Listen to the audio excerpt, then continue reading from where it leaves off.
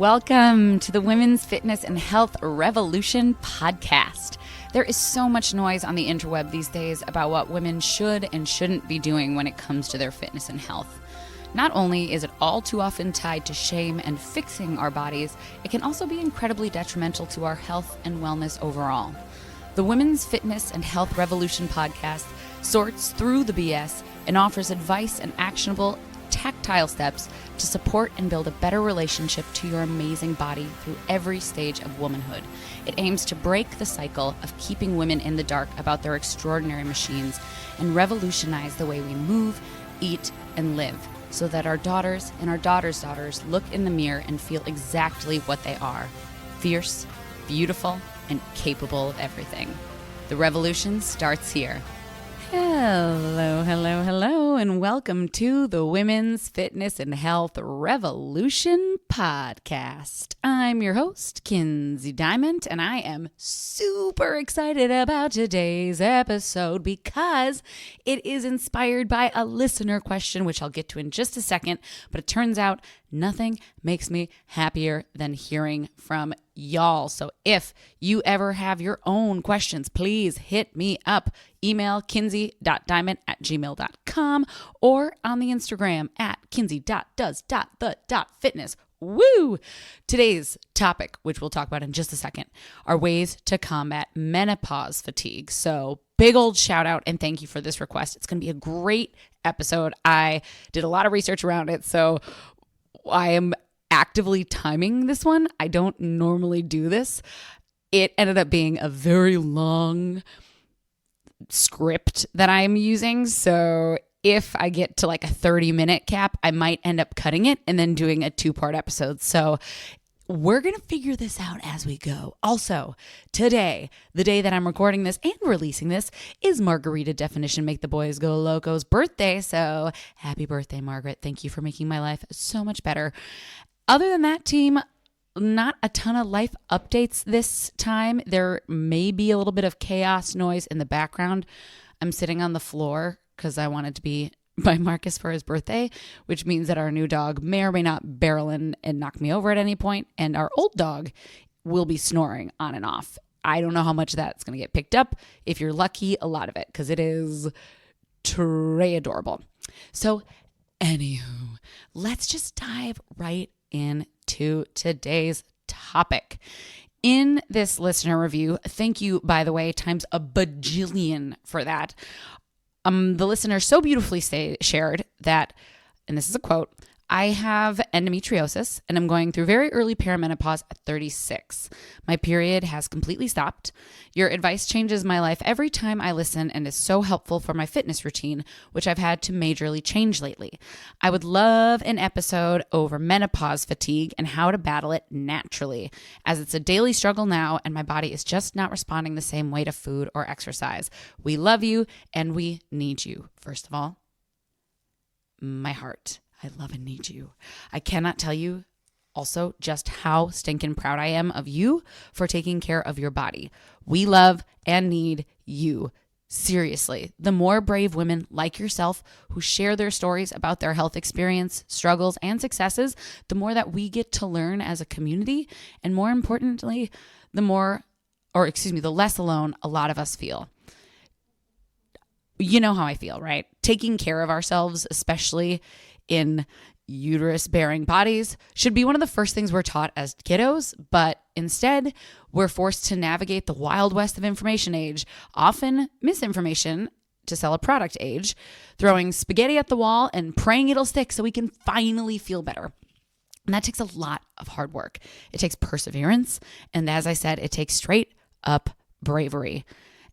And also, it just takes a lot of time. Often. It means advocating for tests and solutions that our doctor may or may not be willing to give us. It means searching for new providers, paying out of network, fighting upstream against a world of medical gaslighting. It is important to recognize that women's health is still not prioritized in most standard healthcare practices, with that care getting even more threadbare and gaslighty for women of color and trans women, which is a topic for another time and a real expert. Secondly, in response to this question, as I mentioned at the start, thank you so much for being open and willing to share your story. I am truly a firm believer of the power of sharing individual experiences. Nothing to me, and most people really, is more empowering than learning that someone is going through something that you're going through, especially with women's health. It can feel so lonely and isolating, and we also have a tendency to blame ourselves for it, but none of us are alone, and it is just something that has solutions and is not anyone's fault, right? Not our fault. To all of us out there who are feeling scared, embarrassed, alone, like you're a bother, like you're always quote unquote complaining when really you're struggling with chronic pain or extreme fatigue or the hundreds of other symptoms of perimenopause, endometriosis, PCOS, Hashimoto's, period cramps, right? And you're being continuously told, like so many of us have, that this is just being part of a woman. So buy some ibuprofen, start meditating, and get over it. But I promise you, you're not alone and you are not complaining. Please, please, please keep talking about your symptoms. The amount of women who are going through things who have no idea that it is a result of perimenopause or a result of endometriosis or PCOS. You are not complaining. Keep advocating for better care and for better solutions. No matter how dire the situation may be, there is someone out there right now who has gone through it before you and others who are in the trenches going through it with you. You got this. There's so much power in sharing experience, strength, and hope, and so much power in normalizing having conversations about women's health and well-being. And if there are people in your lives who are minimizing your experience, those are not your people. Again, that's another topic, and it's a really hard one, especially when they're family, but you deserve a circle of companions who do not diminish what you are going through. This doesn't necessarily mean that you have to cut naysayers out. I understand, again, when it's family, it's a sticky mess. And if it isn't appropriate, don't. But it is 100% worth finding support in other areas, whether it's your close female friends, support groups, there's tons in person, and there's a bunch online, right? In this day and age, one of the loveliest things is that we can find each other, we can connect, and we can support. I digress. Back to you, dear listener. Finally, with absolute humility, I cannot thank you enough for taking time to listen to the podcast and writing this truly incredible review. I'm actually so grateful. It made me cry a little bit because, let's be real, I'm in my luteal phase and that's just how it goes. It means the world that this is actually being listened to and that it is helping people. So again, thank you from the bottom of my heart for inviting me into your journey. And again, for that bravery to share your experience so other ovulators out there can both feel less alone and also perhaps even start to find answers to things they don't have a name for. Because the amount of women that I have worked with personally who have had endometriosis, who went through life being misdiagnosed over and over again for years, it continues to be on the rise. Same with PCOS. Those are two big things that when I first started, you never really heard anyone say that that was something that they were dealing with. And now in a lot of intakes, that is becoming more and more common with the women that I'm working with. To me, this means that there are many more of us with this condition suffering in silence than we probably think. And they probably, like the many of us who have gone for it before, probably have no idea that what they're experiencing isn't just part of being a woman and having her period. So big reminder, my friends, this society that we live in has normalized things like severe PMS and pain during our cycles. And I know I've said this before, but I will say it over and over again. Those things are not normal. A healthy cycle, a healthy body, healthy ovaries don't cause pain or huge swings of depression, right? They're all telltale signs of underlying conditions. So one thing we can all start doing today is starting to track our cycle and our symptoms. And over time, as we start to see the trend of where they lie, or just see that we're getting like crazy mood swings in our luteal phase or severe pain, we can start finding doctors and bringing information and data and help ourselves find someone who can help us get to the root cause of what's actually causing this so that you can feel freedom from these things. And that being said, It's not easy. It's way easier to say in 2 sentences than it is to actually practice, especially in this case when menopause fatigue is on the table. Another thing that is incredibly important to normalize, it's not just you, my amazing women. It is our hormones in this phase, right? It is normal, and you are allowed, and we should be talking about creating space to take care of ourselves. You know, if men had to go through this transition, there would be straight up medical leave for it. So let's just throw that out there. But the point is, I do think it's super important to recognize and acknowledge how hard it is to research and implement changes to support ourselves when we are feeling exhausted, right? It's hard enough to get out of bed, let alone to do all this research, shift through the BS, and then implement solutions.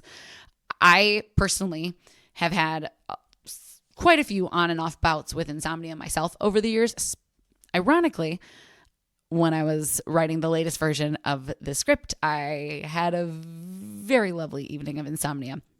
But this last year in particular, I had a full 8-day run where I was getting 1 to none hours of sleep, and just hitting the beats to get through the day felt borderline impossible, especially by the end. Sleep is everything, right? Health, our brain, when it goes offline, everything else is affected. I came out of that particular 8-day episode feeling so raw that even compliments made me angry and made me want to cry. Not to mention, I am now rocking a pretty impressive 8-inch scar from walking into a plumber's saw because I didn't have motor skills online. So all of that is to say that the idea of navigating health while living in a state of absolute fatigue is a noble one indeed. So good for you. You got this. Baby steps. Before we dive into, I have 11 ways for you. 10 of them are natural to support menopause fatigue. I think it would be beneficial to chat through some reasons why menopause fatigue occurs. You know, I'm all about information. So before we dive super deep, let's start out by saying, I'm not a doctor. I'm not even a menopause expert yet, but you better believe I am working on it. But I have worked with many women going through this phase of life with no answers. And it has inspired me as a coach to get to the bottom of what the heck is going on and how to support them through this very natural, very inevitable phase of life. So, as I mentioned at the top, I was really pumped because I did have to do a little bit of research into menopause fatigue before writing this episode. You know I'm a nerd. You know I love to learn. So thank you so much for this assignment. It was amazing. Love me some research papers. And the good news is, turns out there are some incredible resources already out there that I will absolutely be sharing in the show notes who have been in this game for decades. Among them, Mitty, Esther Bloom, Dr. Stephanie Estima, Dr. Mary Claire Haver, Dr. Beam, and so many more. I will be listing those resources in this podcast episode so you can deep dive into some of their work. A lot of really good information on both the menopause transition, the Women's Health Initiative from 2002, which really screwed us over with HRT. Dr. Beam is an ovarian expert. She is mind-blowing. Mitty is a resource with online practitioners that can help you with HRT and other just advice while going through perimenopause. So check out the show notes for sure. But just to chat over, there are a lot of things that can oftentimes cause deep bone tired, like unable to keep your eyes open or get off the couch, borderline debilitating menopause fatigue. We're talking like life shuts down. We're so tired. And before I jump into some of those reasons, let's just take a second to shout out all of the ovulators who came before us and went through this whole transition with no information about their bodies being told, well, welcome to being a woman. It is an honor and a privilege to not only have information to share with you, but finally have some science behind our bodies and resources to share with you from people who are far smarter than me, who have dedicated their life to learning about and assisting women through menopause. Here's to continuing building that research so that our daughters and our daughters' daughters never have to guess again, right? Okay. On top of that lack of information for generations, there's also been this silent, agreed upon expectation that being a woman in your 30s, 40s, 50s, and beyond is supposed to be stressful. And if you're not losing hair or gaining weight, staying awake at night while anxiety spirals like visions of demented sugar plum fairies, you're in the minority. There is this expectation in modern day and age that women need to excel in their professional field. Again, this topic of gender, race, disability, and inequality within the workplace is too deep of a conversation to go into today, and I would much rather prefer to get an expert to dive into it. But for the sake of today, let's just acknowledge that those additional layers of stress add a whole other element for a whole different tier. But all of us are expected to show up and do the finest work. We're held to, I would argue, some unfair standards. We're expected to thrive in our workspace with very little wiggle room for error. And unlike our male counterparts, despite it being 2025, study after study after study, especially during the pandemic, has shown that the majority of home life expectations continue to fall on the female partner, whether it's taking care of kiddos, elderly parents, or just maintaining a household. And I moved from a 1-bedroom apartment to a single family house. That is a real shift. We officially have shut down 2 rooms, Beauty and the Beast style, because ain't nobody got time to clean all of that. And that's with a partner who helps me out. But still, has anyone else noticed that the second you wash the dishes, you blink your eyes and suddenly the sink is full again? That is some dark magic if you ask me. So the point is, for today, I hope the big takeaway from this episode is that yes, it makes total sense. You are feeling exhausted with or without perimenopause around this phase of life. And no, you do not have to suck it up and wear it as your female cross to bear.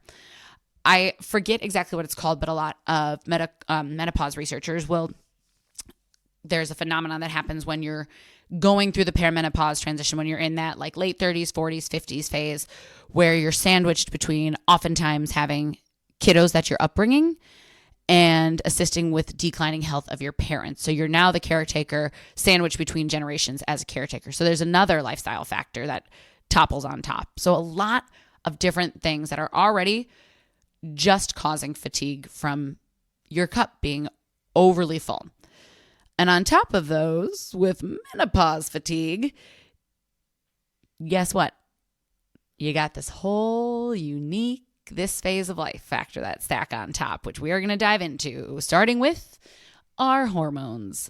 They be fluctuating. So let's run a quick overview of the 4 biggies that are probably stepping up to bat, or more likely bowing out in this phase. Again, shout out to MIDI, which is that online resource for women in perimenopause and beyond. It'll be in the show notes, and I'll be talking more about MIDI in a minute and sharing their info, of course, because they are truly an exceptional resource in helping explore HRT options if that's something that you're interested in, especially if your doctor isn't a fan. But hormones. 1, you probably all guessed this. Estrogen. It's the hormone which is the queen of our follicular phase, regulates both our norepinephrine and our serotonin. Both of these puppies, so those are 2 other hormones, science. Hello. Point is, regulated by estrogen, these puppies influence our sleep and wake cycle and our mood. So as estrogen starts to decline during perimenopause, these chemicals start to fluctuate as well, increasing the risk of both anxiety and depressive symptoms, as well as trouble sleeping. So little double whammy, whether it's the depression making us tired or the fact that our sleep is off. And so, like I said, even after 8 days of poor sleep, I was just a vessel operating through the world and not operating well. Next up, probably guess this one again, progesterone. It's our sleepy hormone that kicks up in the second half of our cycle as well, or it's dropping as well, which again, when it comes to sleep, is making it harder to both fall asleep and stay asleep. Melatonin. A study in the Journal of Medicine that looked at the relationship between insomnia and menopause reported, and I quote, aging itself is associated with both circadian rhythm alterations, so that's our sleep-wake cycle, and decreased melatonin secretion. And in particular, Women have been shown to experience greater sleep difficulties, difficulty with falling asleep and waking up earlier than desired, due to significant decreases in melatonin levels following menopause. Another thing that stood out to me in particular in this article was that I thought would be an interesting little bit for my ovulators out there is that in addition to menopause, it's been reported that women have specific periods related to vulnerability to sleep disorders such as the menstrual cycle, pregnancy, suggesting a link between sleep disorders and female hormones. Suggesting a link between sleep disorders and female hormones. What? Side note, this is another reason that I love tracking our cycles. I, for one, am definitely more prone to insomnia in the last few days of my luteal phase. And it used to stress me out like crazy because I wasn't tracking. And suddenly, just out of nowhere, I'd be like, and now I can't sleep. And I thought it was just going to be that way forever. But now I know it's coming because I know I'm coming up on those days. So I can plan for it. And more importantly, I can trust that it'll pass. Okay, back to you, my beautiful Perry community.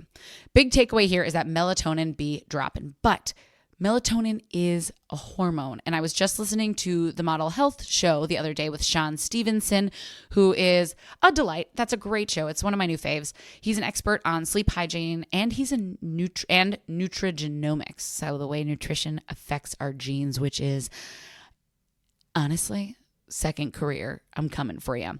But he said something that for years I never really considered, which is melatonin is a hormone, which you never really think of. I mean, I never really thought of. And just because it's sold out over the counter doesn't necessarily mean we should just be dosing ourselves with it. So I can think of so many people, and myself included, who have just like ran up and bought melatonin and just self-diagnosed sleep and gave ourselves some supplement. I always thought of it as a supplement, which it is, but it's a hormonal supplement. So we want to be a little bit more mindful. It's very much worth talking to a physician before bringing it into your routine. And little side note, melatonin too is vast majority is produced in the gut. So if we have gut issues, whether that's things like leaky gut or just, we're working on regulating it, menopause can cause gut issues, IBS, all these fun things that can also dysregulate your production of melatonin. So it's always worth sort of, like I said, checking in on those root causes before we just try to supplement ourselves out of something. Last hormone for today's purposes, cortisol, which gets demonized often, but as with everything in our body, has its superhero place. Without cortisol, we wouldn't spring out of bed in the morning, right? So that's our wake-up hormone. On that note, we, as I mentioned, just adopted a 1-year-old Borador, which is the Border Collie Lab mix, and little dude springs out of bed in the morning. I mean, literally like jumps and leaps. Our running joke now is that he is the bar that we set for where we want our cortisol level to be at. So there's something to aspire to. All of us springing out of bed like Argo. But when we are heading through our perimenopause transition and beyond, cortisol can come very much into play for many of us too late in the day. So instead of spiking right in the morning when we are getting up, it'll start spiking later in the day, which can make falling asleep feel impossible. So we have our lifestyle stressors, our hormone flux, and then our other symptoms of perimenopause that can contribute to fatigue and lack of sleep. Things like night sweats, hot flushes, joint pain, restless leg syndrome, increased need to pee, just to name a few, right? Over 100, I think, and 50 different symptoms that they've found now that are related to perimenopause, probably more on the rise. And all of these are culprits that can keep us up and about during the nighttime. Then we take on things like sleep apnea, which according to research, the prevalence of sleep apnea rises markedly after menopause, with 47 to 67% of postmenopausal women suffering from it. So yeah, there is a lot at play here. And it makes sense that in a cross-sectional study of 300 women, 85.3% of postmenopausal women and 46.5% of perimenopausal women reported symptoms of physical and mental exhaustion, compared to just 19.7% of the premenopausal women. And if you're listening to this and you're like, Thank you. Yeah, I know that, Kinsey. I'm freaking exhausted, but what do I do about it? Girl, I got you. And thank you for sticking along for the ride, because I am a firm believer that the more we understand about why we're experiencing something, the more likely we are to find a solution that actually targets the root problems and doesn't just slap a Band-Aid on and then the Band-Aid falls off the first time we jump into a public pool and we're like, I'm back to where I started. Not to mention, it can make us feel a little less cray-cray to know that there's a rhyme to this seemingly wild ovarian reasoning. So let's chat about solutions. I'm at 24 minutes and I'm making the executive decision that I'm just going to plow through these. So buckle up. It's another women's fitness and health revolution monolith. 11 solutions for you. 10 of them are natural, but I'm going to start with the hormone replacement therapy. Number 1. I know my amazing listener that you asked for natural ways. And I do promise you, like I said, that I'm going to give you 10 in just a moment, but I do have a due diligence to bring this up early on for everybody to consider. Since, thanks to the Women's Health Initiative study in 2002, many of us have been taught to demonize what can be one of our most beneficial tools in this transition.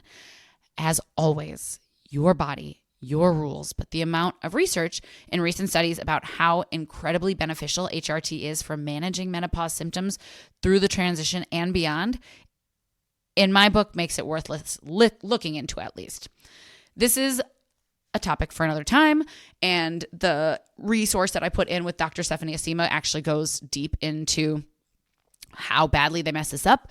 But the Women Health Initiative in 2002 pretty much fudged women for 20 plus years. And we're only now really starting to crawl out of the crater it left behind medically, destroying opportunities for women to transition comfortably and supported through perimenopause and beyond. Like I said, I'm attaching the podcast with Dr. Stephanie Estima in the show notes so that you can deep dive into just how wrong the study got with the side effects of HRT.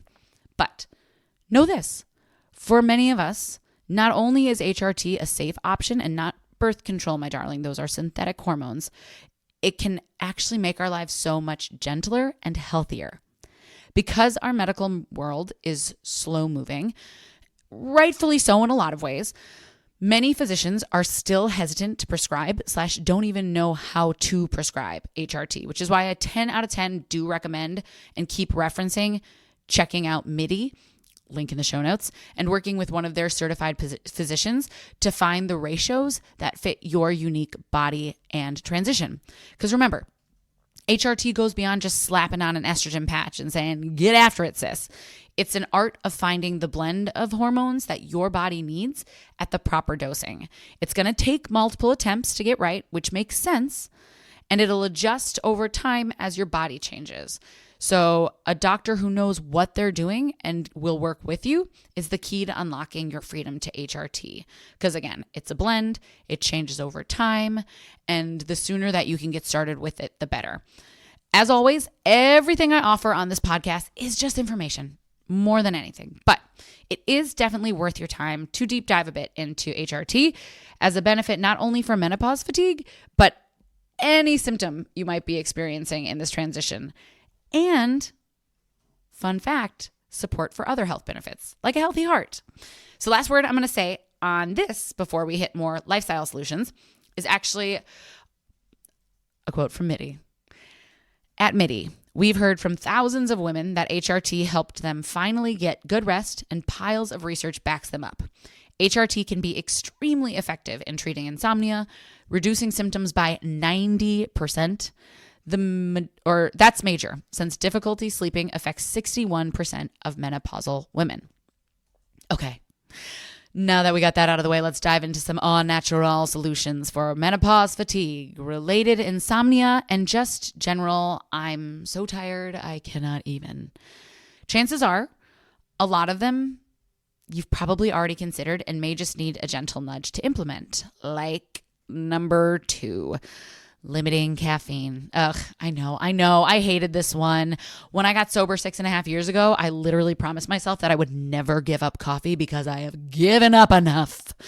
Cut to last year when that sweet little trip to 8 days of no sleep kicked my butt. And after trying literally everything but cutting caffeine, I threw my hands up in the air and I said, hey, you know what? We can only go down or up from here. So I was desperate. And guess what? It flippin' worked. I didn't cut out all caffeine, PS, because she's not a monster. Who do you think I am? Just kidding. But you better believe she cuts down on coffee every single day.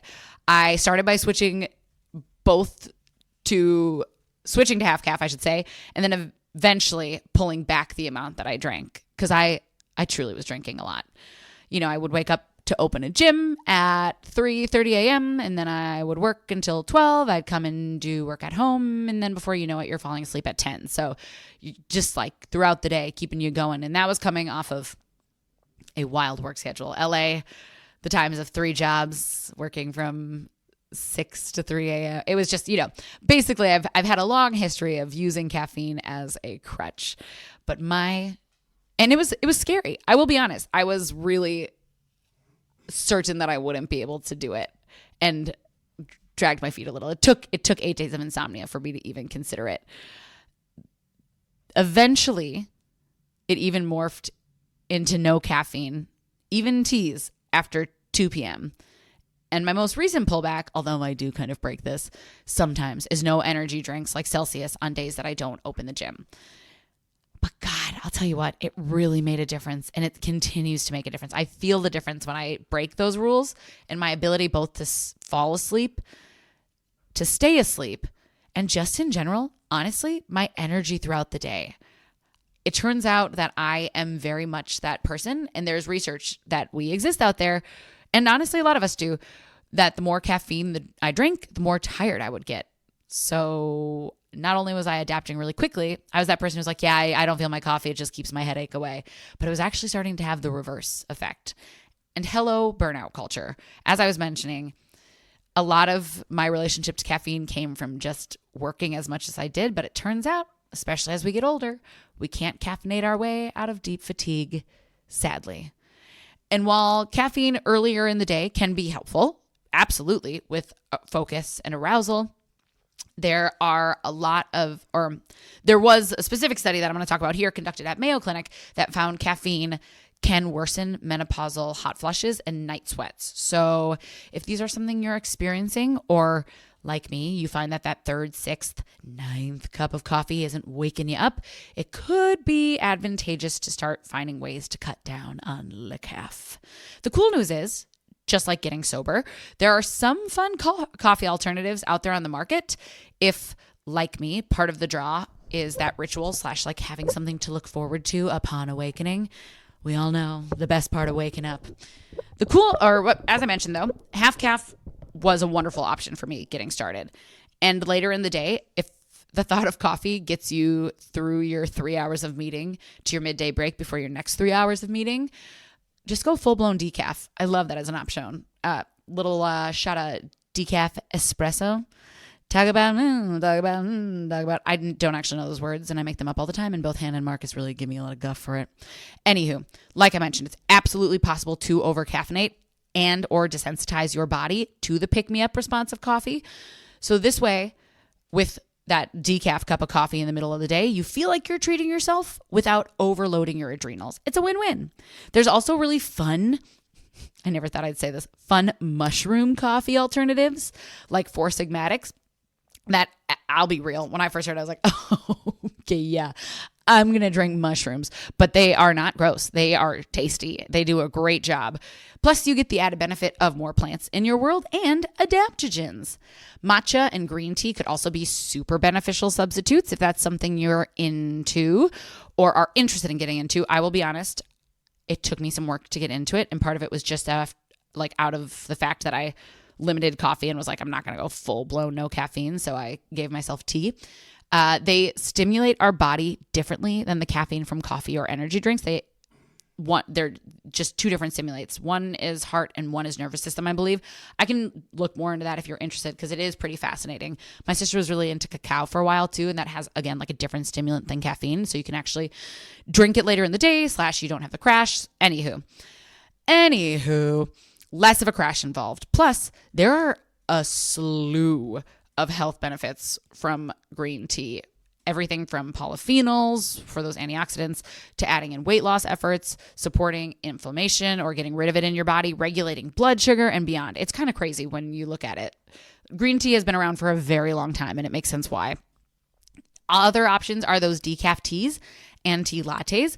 Again, always think a little bit lower in sugar because we want your body to be optimal, and sugar is going to cause systemic inflammation. But those can be really awesome alternatives. I say tea lattes because one of the shifts from coffee to tea for me was that I just didn't like the body of tea after drinking coffee the way I did. It just felt a little watery, but throwing a little like steamed oat milk or whole milk in there made it feel a little bit more luxurious. Also, the benefits with teas. Remember last week we talked, or however long ago it was with the veggie episode, we talked about getting 40 plants per week for optimal microbiome health. Turns out teas are a great way to increase that plant count. And a quick note for whatever bev of choice you are using, limiting the amount of added sugar, like I mentioned, is going to be incredibly impactful for your overall energy and focus as well. Remember, there's a whole different crash that comes with sugar. We talked about systemic inflammation. Might take a little while to desensitize your palates, but it would be worth maybe adjusting to sugar-free alternatives like stevia drops or allulose, monk fruit, things like that. It will truly help regulate your blood sugar by staving off sugar crashes an hour or two later. And it allows you to get the maximum benefits from all those polyphenols in the tea and coffee because it isn't chocked full of nutrient-blocking antinutrients. And overall, it doesn't continue to increase that systematic inflammation, like I mentioned. Remember, if our brain is inflamed, you better believe you're going to be tired, which brings us to peep your nutrition, number 3. No surprise here, probably. How we eat can affect our mood. The kicker is it can also be a low-key, pretty vicious cycle. Being tired kicks up those appetite-stimulating hormones, and rarely do we find ourselves, at least me, reaching for that baked salmon and asparagus in the moments when I'm super tired. Because let's be real, I barely reach for those when I'm not tired. Sometimes I do, but they're not my go-to. When we are tired, we are going for that highly palatable, high-carb, high-fat, yum. Our body is hardwired to get energy from these foods. So it makes sense that when we are tired, our body is constantly cueing us to quote unquote get more energy, aka snack a little more. And let's be real, they aren't called comfort foods for nothing. So creating awareness around how we are eating is a great first step. Notice I didn't say take everything away and punish yourself. I just said pay attention. If we find that our day is mostly full of high processed beige-ish foods, there's probably some room for a shakeup. Leaning into antioxidant and anti-inflammatory rich foods and maybe even some quality protein, please. It's a great way to both support your body and your energy. And when I say those antioxidant or anti-inflammatory, we're talking brightly colored fruits and veggies. Remember, different colors are different micronutrients. Have some fun. If you want some quick tip ways to both make increasing your protein easier and eating veggies suck less, check out the last 2 episodes on exactly that. I'll go ahead and drop those in the show notes as well. This is going to be a big show note episode. Because remember, oftentimes those feel-good foods, chips, candy, etc., come with a high inflammatory punch, and due to low protein and low quality ingredients, they come with a dirty crash an hour or so afterwards, which causes that cycle to repeat ourselves. We might feel like we're a little bit more awake while we're eating, but then when the blood sugar crashes, boom, we're reaching for those foods again, feeling even more tired. I also want to shout out here that on the other side of things, if we are like one of my clients whose solution her physician gave her when she entered perimenopause was to cut down to 1,200 calories, or like any woman who survived the 90s and came out with that horrific core belief that we need to be eating 1,200 calories or less because it's somehow a magic bullet. Diet culture, I very much look forward to 2-stepping on your grave one day. But the point is, Let's talk about what happens when we undereat continuously and what that does to our energy. In a study from 2023 titled The Importance of Nutrition in Menopause and Perimenopause, a review, peep the show notes, it made a point where it stated that diets providing less than 1,200 calories a day may yield micronutrient deficiencies, which could negatively affect not only the nutritional status, but also the weight management outcomes. Therefore, low-calorie diets should really only be used in clinical practice. So not only are we not getting enough nutrients, we are having trouble, if we're doing it for weight loss, having trouble managing those outcomes. And calories are literally energy, right? So if we are not giving our body energy, we're not going to have energy, right? If we don't put gas in our car, it's going to stop driving. So if you're under eating while battling menopause fatigue, one of the very first things that you might do is tack on an extra nutritious meal. If you're skipping breakfast, maybe throw it in. If you're only doing 1 or 2 meals, try just adding another one in. Give yourself some support, both in those nutrients and in that fuel. Big takeaway before we move on to my next little self-audit, eating supportively is a big part of overall well-being. A lot of our go-to comfort foods can actually lead to feeling even more groggy and tired. I am certainly, obviously not saying restrict yourself. Just, again, make sure that you're balancing with mostly real foods. Protein, fiber, healthy fats, and make sure that you are not starving your beautiful body. It is too important. It needs you. Because guess what? Like I said, literal gas in our tank. You're going to feel exhausted if you're not fueling up. Fun real-time anecdote on this note. Orange Theory, we just wrapped up our 8-week transformation challenge. And the winners in both categories of fat loss and muscle gain both achieved their goal by eating more and eating more consistently throughout their day. So they ate more and they ate more consistently. And that was both for muscle gain and for fat loss. Maybe we'd expect it for muscle gain, but a lot of people are surprised by the fat loss. But that's another biggie. As best we can, getting consistent with the timing of our meals can really help to regulate our circadian rhythm, that wake and sleep cycle. And it also helps our body to feel safe because they're no longer having to guess if or when they're going to get that next pop of nutritional support. Not to mention the very real studies that show the benefit of multiple dosings of protein throughout the day for optimizing protein muscle or muscle protein synthesis and body recomping. Quality matters. We can't run on empty. We need to be fueling ourselves. And the best we can do in timing it pretty similar day to day, the better off we'll be. Also hydrate. I didn't put a whole point in that, but please, please, please drink more water. Sometimes when we're tired, just drinking water can wake us up. Anyway, okay, like I said, weirdly, I didn't put that as a note, so that's like a 3.5. Up to 4. Bringing me to our nutrient needs. What the heck are they? Are we getting all of them? Probably not. Most humans aren't. No shade.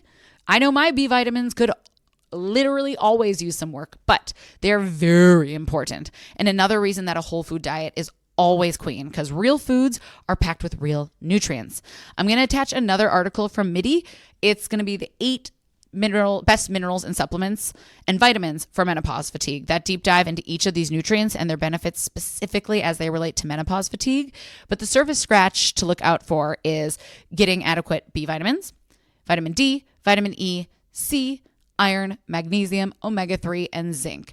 And when we are thinking about supplementation, save yourself some serious dollars before you go and literally spend hundreds of dollars to buy all the things in the whole food supplement aisle just to stop taking them after 3 weeks.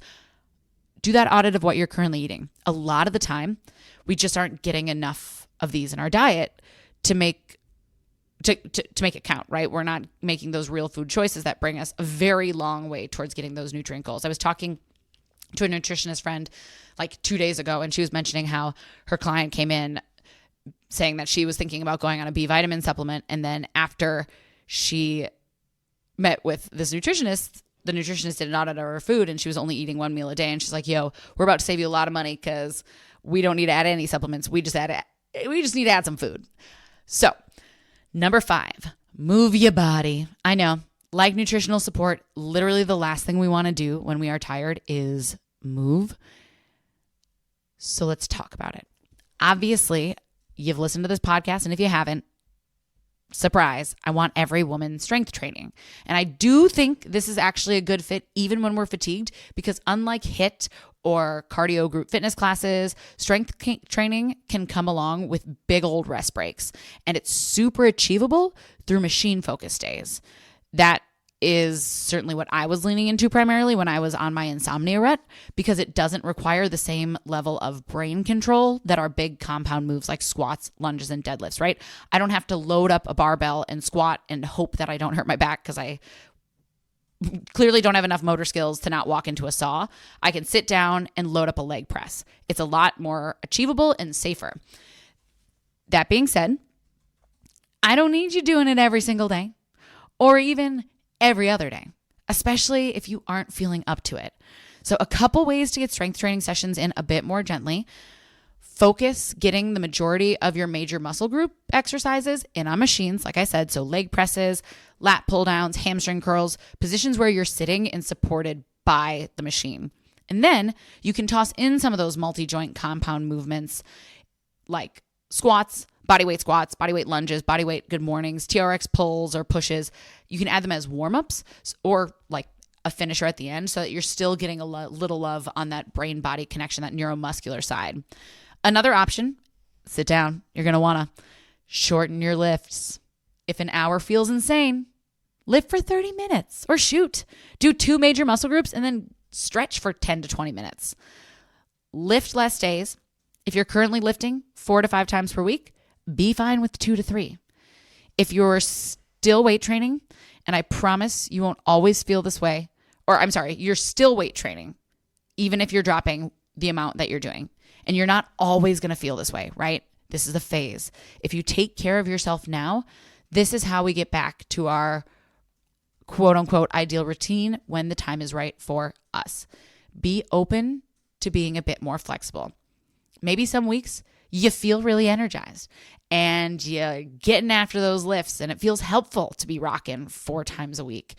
But then suddenly getting out of bed is the hardest workout you can imagine. So drop it to 2 30-minute sessions at home with dumbbells or body weight. Our goal, as always with strength training, is consistency, not perfection. Which leads me to the last bit, which is, hey, if you don't feel up to a lift, dat okay. How about some gentle YouTube yoga? How about a walk? Adding in a walk has benefits on more levels than I even have time to count. I don't even care when you do it. Yeah, there are definitely benefits if you can get out first thing in the morning, but I have not had a schedule where that felt doable in a minute. And you know what? A lunchtime or evening walk has felt pretty bomb.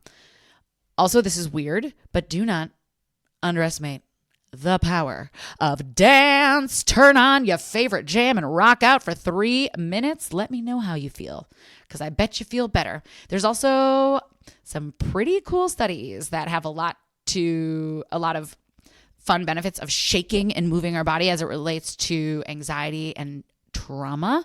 Point is, lovingly and gently as you need, find ways to move your body and be open to exploring new ways of moving for a while. Like I said, our machines at the gym really saved me during my insomnia days. And one really important thing, especially for those of you who maybe are newer to strength training or have been doing it for a while and love to chase a PR, don't.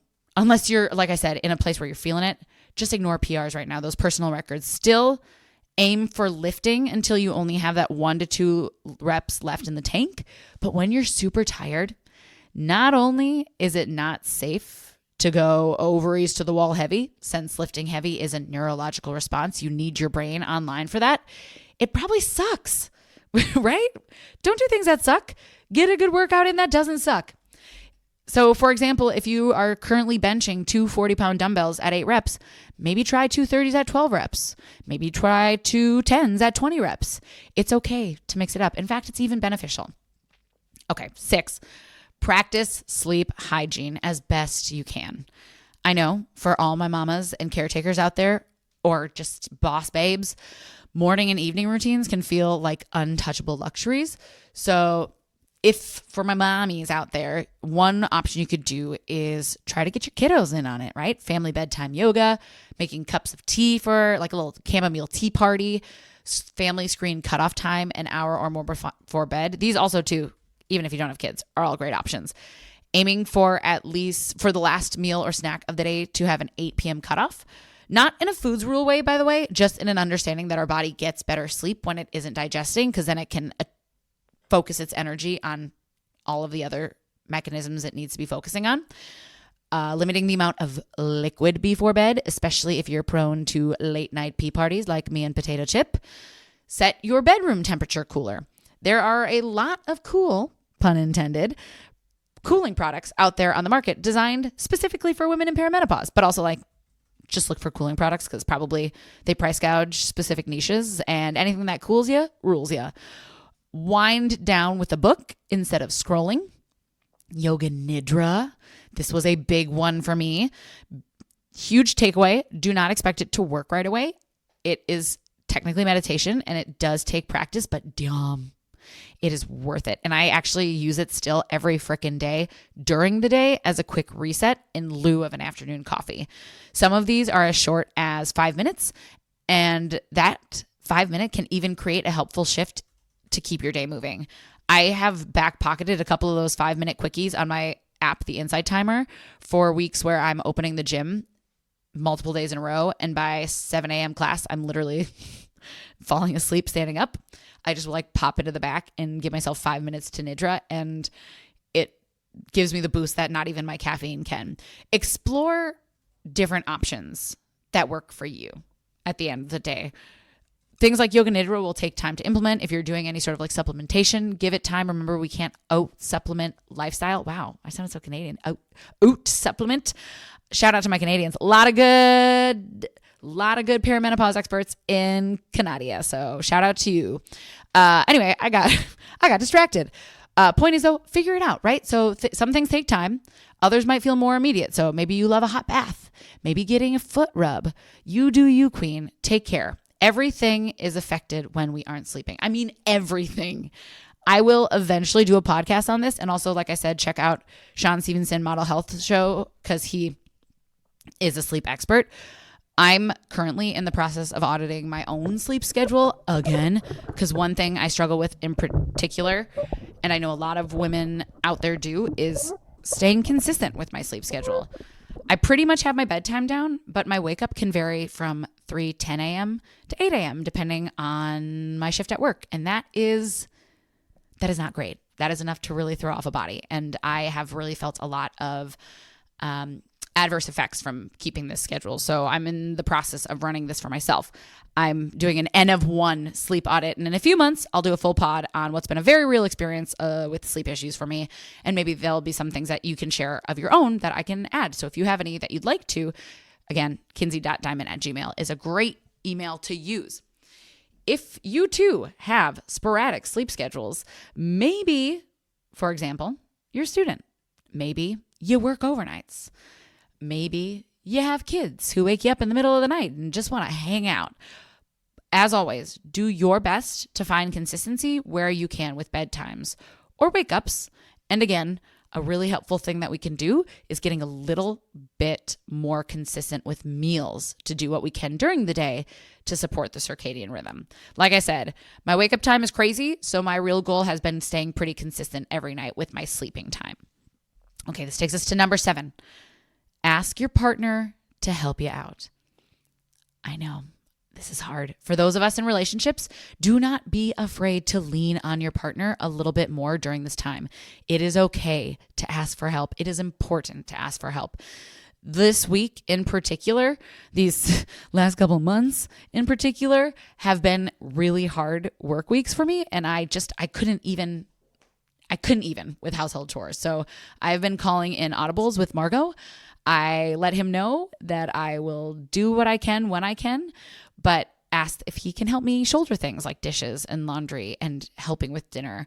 And full transparency, this was really, really hard for me. I was super embarrassed to have to ask because, like so many of us, I too have been societally conditioned, even though I talk about this and would never talk this way to a client, but for myself, it feels like a sign of weakness to have to ask. And it must mean that I don't have my shiz together and it's humiliating. But I got practice in real time realizing just how wrong those little core beliefs are. And now in my own life, I'm working on undoing those and learning new, healthier, more supportive core beliefs. I am in the constant practice of rewiring my brain that none of us have to do this alone. And I would love, love, love for that to be something you practice for yourself. That is, after all, what a partnership is.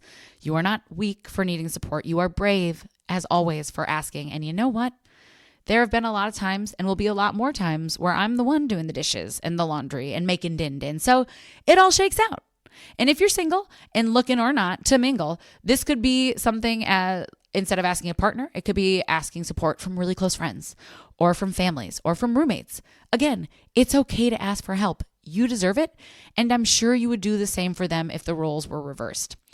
Other options for support could be temporarily investing in a meal prep service or a maid service. Yes, it costs dollars, but it takes something off your plate. And if that puts energy back in your system, it is a worthy investment. When I was at John Reed back in Los Angeles, my last, when I was fitness director, wow, my brain, I was working over 60 hours a week and had zero time. Well, zero energy to cook. So we used the meal prep service for our lunches and dinners. I didn't love the service, so I'm not going to share what it was, but it sure fed me and saved me that energy so I could put it into other things. Okay. 8, we're coming up on it, team. Inventory your life stressors. This doesn't have to be a huge to-do unless you're into that kind of thing. We're just like when we were auditing our nutrition, looking at getting an idea of everything in our life that is currently causing us stress so we can see where we can minimize that stress, at least temporarily. And I know we are getting deep. So I'll run an inventory fast. I'm currently working about 6 days a week, around an average of 50 plus hours. I'm trying to still get 4 workout 4 days per week. I'm trying to carve space to be social with friends at least once a week. I'm trying to see family at least 2 times per week. I'm trying to prioritize all of my evenings with Marge. I'm trying to publish 3 posts a week on Instagram and 1 podcast roughly every 2 weeks. I'm trying to continue to cook meals versus eating out, although we've started leaning into more pre-cooked meals because, again, life is busy / cooking healthy food, or I'm also trying to cook healthy foods for the majority of my meals. I am trying to save doll hairs for a wedding. And, oh yeah, I am trying to plan a wedding, which, by the way, why don't they tell you that's a whole thing? An exciting thing, but boy, it takes work. I've been struggling with chronic pain from a fistula that literally won't quit and apparently takes forever to get surgery on the books because this has been going on since December. I have untreated IBS that I keep meaning to FODMAP, but that just looks so hard. I am currently enrolled in muscle science for women and trying to find time to hop into my coursework. And I think, I forgot we've got that new dog. So, which by the way, freaking pumped. But anyone who's had a new dog, especially a young one, that means they're doing the most, the best, but the most. So that is my latest and greatest inventory. And recently, I ran that because recently I hit a wall hard as my workaholic self does once in a while. And I had to sit down and get realistic because it was starting to affect relationships and just things, it's important when we get into these spirals that we actually have the power to change things and to see them for what they are, but we do have to sit down and look at them. So I had to sit down with that inventory and get realistic. So what are things from there that I can't live without? Margot time, obviously. Family time, obviously. Healthy foods, workouts. But do I have to do 4 a week right now? Can I be okay dropping to 3 sometimes? Obviously, I have to work. But do I have to work 6 days a week? Or can I find a second day to take off? The funny thing is that I actually wrote this inventory in the first draft of this, which was over a month and a half ago. And I edited it a little bit because I have made some changes. But the first time through, because again, I hit a wall. So the first time through, I was literally posting on Instagram every single day, to which I said, great, 3 days a week. That's something I take off my plate. I was also aiming to do this podcast once a week. Now I'm aiming for 2 times a month. I was still like deep in meal prepping. Like I was cooking all our food from scratch. I was chopping veggies. I was making crock pots. Now, like I mentioned, we're doing more pre-made. We're still cooking. It's still real food, but we're taking out the prep time. And you know what? I'm fine with all of that because since making just those changes, it seems small, but all when they add up, it creates more space in my day for other things. And it gives me more energy. Just knowing sometimes when you like think of having to cook, it makes me tired. When you think of having to cook, when I think of having to cook, I'm like, meh. Sometimes I get really excited. And sometimes I'm like, meh. So just the fact that I know I can just pop pre-made stuff in a pan and heat it up makes it a lot easier. So sometimes I have space for other things and sometimes I have space to do nothing, which is equally as important. The other cool thing about this inventory process is that it straight up gives you a snapshot of your life. My guess is that you're going to be surprised by how much you have going on and be honest about what can change. It's hard, but it feels good. Remember, these changes, just like the workouts, they don't have to be forever. Eventually, I look forward to going back up to 5 workouts a week because I feel good when I'm strength training. But not with this injury and not with managing a gym probably.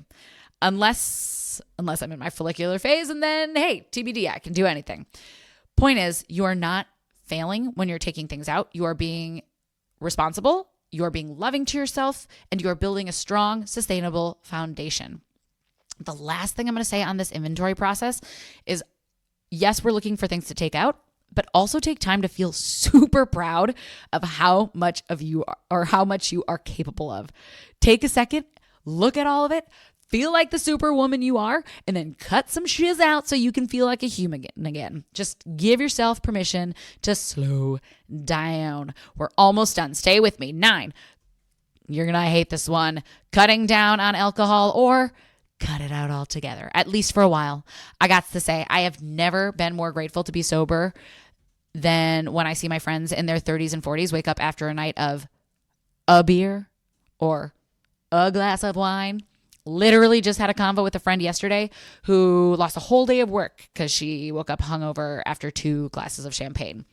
And there are copious reasons that why alcohol and perimenopause are a match made in literal hockey sticks. Dr. Juliana Kling with Mayo's Clinic of Women's Health Center in Arizona reported that that alcohol use during menopause can worsen symptoms and increase a woman's risk for serious health conditions like heart disease and osteoporosis. I was actually just talking to someone at Orange Theory yesterday, a woman who is coming right up on menopause. She's about 11 months without a period, and she said she's not drank since last year. So I think she stopped in December. And she said that even just since January, she is sleeping better. Her hot flushes have almost completely disappeared. She does not have brain fog. And now she's doing a lot too, right? She's increased her protein. She's working out. But that's huge. It also really doesn't help that alcohol is a straight up depressant and destroys REM sleep. Some of us, I know I used to use that glass or 9 of wine to wind down and help us fall asleep at night. But the hard truth is that quality of sleep is pretty much as bad as if we would have just stayed sober and awake. Listen, I get it. You absolutely do not have to go cold turkey like I did.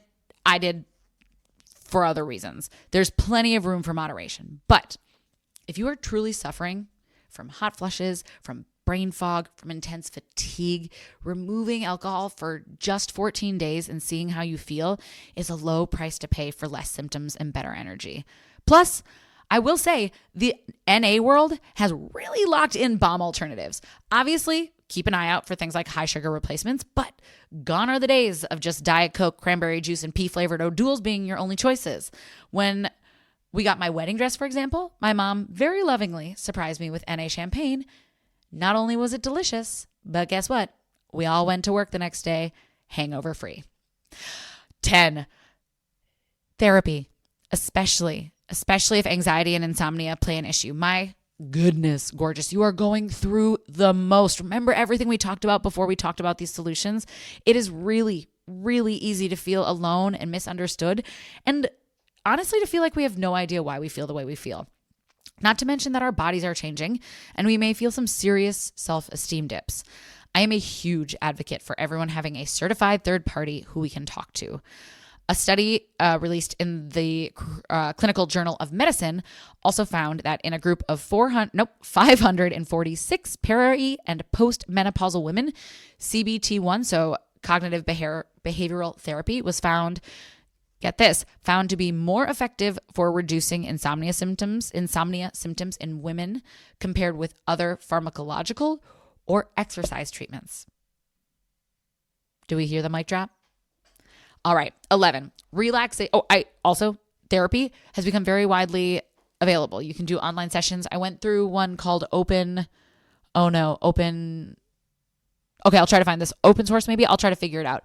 But when I was in LA, it's a online therapy resource that has scalable therapists for different socioeconomical or basically, like, I was not making enough money to afford a therapist. So they had options available for me that made it greatly reduce the cost, anywhere from like $30 to $60 a session. When I started taking over as a manager, it obviously went back up because now I was making a livable wage, and therapy is expensive. It can be covered by health insurance, so that's great too. But there are resources out there that, if a big reason you haven't gone to therapy is I don't have the money, I hear you. I was there. There are resources that will meet you where you're at and charge significantly less. You just have to like report your W-2s or whatever. Okay, so the last one, and it's short. It is probably the one that everyone's told you, so I won't spend too much time on it, but find relaxation techniques. And the thing that they don't probably tell you about this is that it takes freaking time and practice. Everyone says go meditate, and then they sit down to meditate and they're like, well, my brain's insane. Okay, bye. Never doing that again. That wasn't helpful. But it takes practice. Anything we can do to soothe our nervous system, it's going to be worth the effort, though. I promise you. And when we soothe our nervous system, that's going to go hand in hand with energizing our systems. So these are things like breath work, meditation, Tai Chi, massage. All are great, worthy explorations. Go in with an open mind and a willingness to practice. Like I said, they are not quick fixes, but when they're implemented over time, the result is worth it every time. And I'm not talking like, obviously, if you can rock 2 20-minute transcendental meditation sessions, huzzah, my brain has not quite worked that out yet. So my meditations look anything like 5 to 10 minutes in the morning, or hitting 10 to 17 minutes of yoga nidra in lieu of a nap, or at nighttime. So just fit it in where you can. Sometimes I'm a new person post meditation. Sometimes my brain goes the whole time, but at least I took 5 minutes to take care of myself.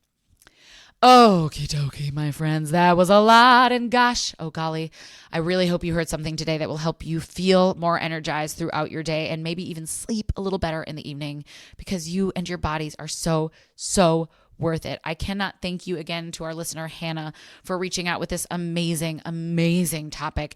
There are so many women. I forget what I quoted above, but like 67% of women going through this exact same thing. And that's just reported, right? More of us out there. I loved researching menopause fatigue, and I am thrilled to see how many resources are out there and that I get to attach for anyone who wants to nerd out on the different studies I referenced or deep dive in the resources. And if you, my dearest listener, have your own topic or question, again, please do not hesitate to reach out via email or hit me up on Instagram. Let's dive in. If I don't know the exact answer, I will find research to share with you. And I'll tell you what, I will love every second of it. But as always, I cannot thank you enough for taking time out of your busy lives to listen to this podcast. If there is a woman in your life who you know could benefit from the info we talked about today, or maybe she's been thinking she's in menopause but doesn't know, or just anyone who's feeling super tired, please, please, please share. Remember, this is how we take care of each other. Share information, get it out there, revolutionize women's health, and share your own stories. You are powerful. You have a message. You can touch someone's life and change it forever in ways that you won't maybe even ever know. There's going to be some woman who hears you talking about your perimenopausal symptoms. Maybe you'll never see her again, but maybe she hears you talking about it, and that day starts looking into it and realizes she's in her transition and starts taking care of herself. We never can know the extent of the ripple effects we create when we are brave enough to share our own experience. Also, and I have to ask, just because this podcast means a lot to me and it means a lot to me to help women help each other. If you have 3 seconds, please like, subscribe, leave a review. Obviously, it means the world to me, but also it helps the algorithm know that there's something worthy in here that can help someone else. So that always means the world. And until next time, amazing humans, you sat through over an hour with me today. Go out, take care of your bodies, implement things slowly, one at a time, give yourself permission to make mistakes, have fun. If you have other things that I didn't talk about, send them to me, kinsey.diamond@gmail.com. Have a beautiful life. You and your body are so stinking worth it. Until next time. Awoo!